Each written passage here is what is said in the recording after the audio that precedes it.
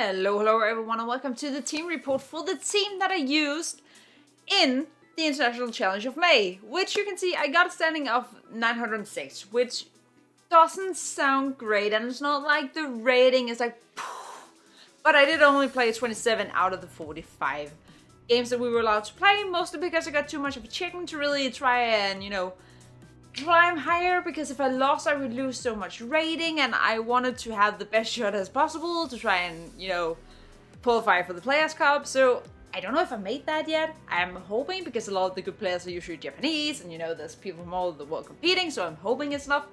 But I don't know. But I thought I really want to share the team that I used, because I think it's a really good team. I have to say though, before even going further into this, I did not create the team. It was actually a good friend of mine that created it, and he shared it with me, and I tried it out, and I really liked it.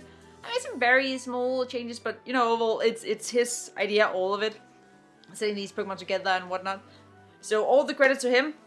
His Twitter link is down below, so you could go and follow him there and check him out, or whatever that you'd want. But yeah, this was the team that I used. I think we should just go into looking at the movesets and such. Okay, so I pulled up the movesets. First of all, the spreads in general are actually made from, they take base in the spreads that you can find for these Pokemon on Pikalytics, with some minor adjustments being made to them. So I'll admit I don't know every calc on top of my head at all what the defensive spreads are and such.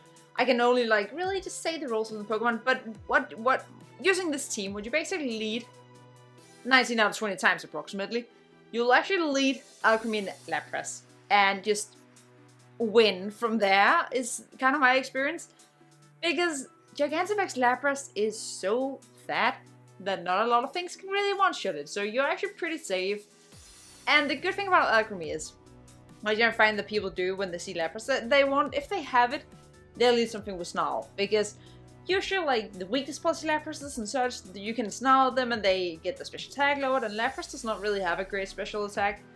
So, it's a very good way to normally break it, but because we have Alcremie, and because Alcremie does have Decorate, it means instead of you ending a -1, you end a +1.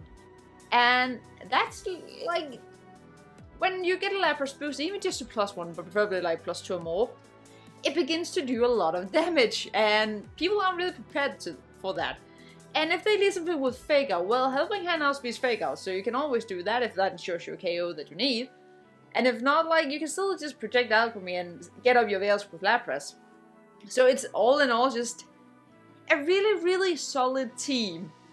A really solid lead just in almost every matchup. There are of course Pokemon that struggles against, and the ones that I have mostly experienced through this was Dracozolt is a problem, and Rotom Wash. Rotom Wash is a problem.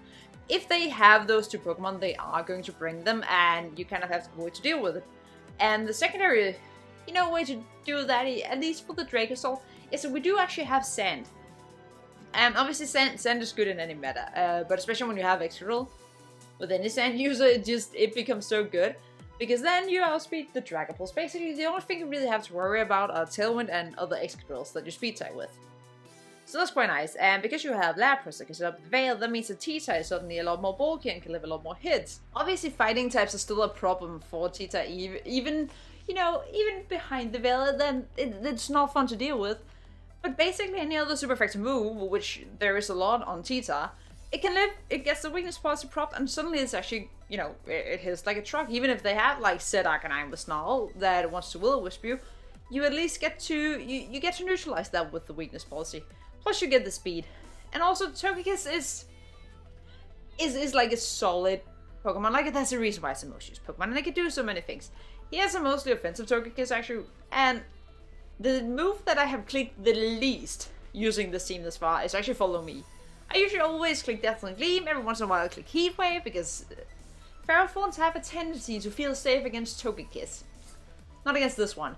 So that's quite nice. And then Air Slash in certain instances, if there's two Pokemon on the field and I want to hit the Conkeldurr only, then Air Slash that, get more damage off. Makes logical. If you use this team, I hope the Togekiss does better for you. Because for me, the Super Electric Lens is not working when I want it to work. Let's just say it like that, so that's a little annoying. But otherwise, just having that opportunity to crit just also makes it a lot more useful. And it helps against a pretty bad Conkeldurr matchup that we otherwise do have, because we have 4 Pokemon weak to fighting.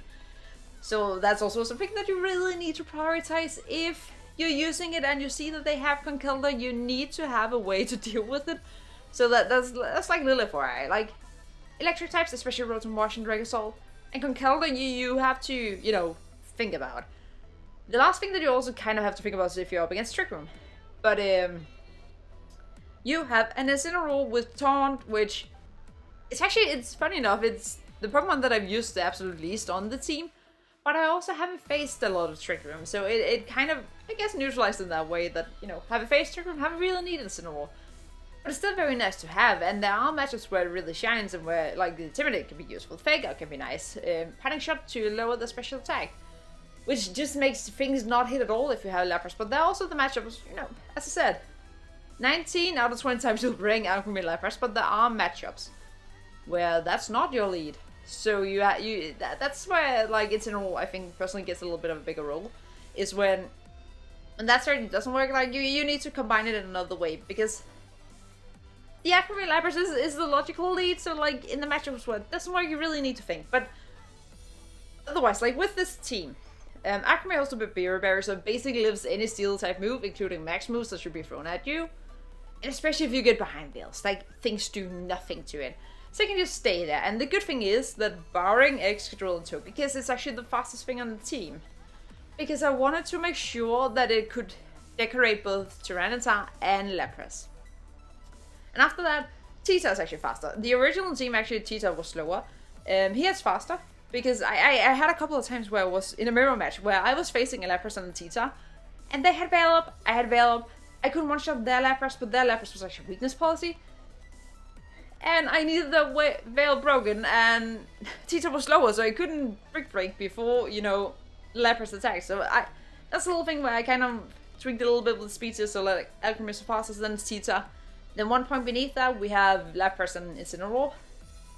But the whole thought process with that's actually quite nice, and thank you so much to my friend for, you know, doing that, is that they all outspeed most common Lapras and Tyranitar sets, like the slower ones. Obviously Lapras is always slow, but like also slower Tyranitar. So you always outspeed those, so it's never really a speed tie in those games, and I find that has actually, like, that's such an advantage to have that more speed. Because the Pokemon are still so bulky that they can still take the hits, even though, you know, they lose a little bit of bulk, like, going to these speeds, but it pays so much out in the end. So, like, it's so nice. And that's overall the team. Yeah, I think I covered it. Fun fact, other than getting me to, or doing me well in the International Challenge, it's also the first team that actually, you know, tried to rank up to Master Ball with, and you can see that went that way with the head, that way with fingers. That went pretty well, so I'm actually quite proud of that. So overall, like, it's just such a good team, and I think it's something that you guys can really enjoy if you want to use it. I think it'll do you good, and especially, like, always just need Lapras, Alcremie, and in most cases you're pretty good off. But yeah, with that, thank you guys so much for watching, and I'll see you next time. Keep it cool. Bye.